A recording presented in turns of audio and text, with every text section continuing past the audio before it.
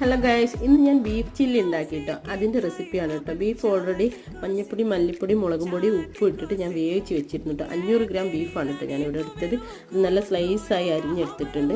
അത് 80% 90% വേവ് മതി കേട്ടോ, അല്ലെങ്കിൽ അത് ഉടഞ്ഞു പോവും. എന്നിട്ട് ഉടയാത്ത രീതിയിൽ നമ്മൾ മസാല എല്ലാം ചേർത്ത് മിക്സ് ചെയ്ത് വെക്കുകയാണ് കേട്ടോ. അതിലേക്ക് നമ്മൾ സോക്ക് ചെയ്ത് വെച്ച ബീഫിൻ്റെ വെള്ളമില്ലേ, അത് കുറച്ച് ഒഴിച്ച് ഒന്നും കൂടി നല്ലോണം നാരങ്ങ നീരൊക്കെ ഉപയോഗിച്ച് അരമണിക്കൂർ വെക്കണം കേട്ടോ.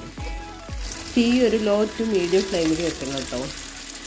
ബീഫ് ഒട്ടി പിടിക്കാതിരിക്കാൻ വേണ്ടിയിട്ട് ഓരോ പീസായി ഇട്ട് കൊടുക്കുകയും തിരിച്ച് മറിച്ചിട്ട് വേവിക്കുകയും വേണം കേട്ടോ.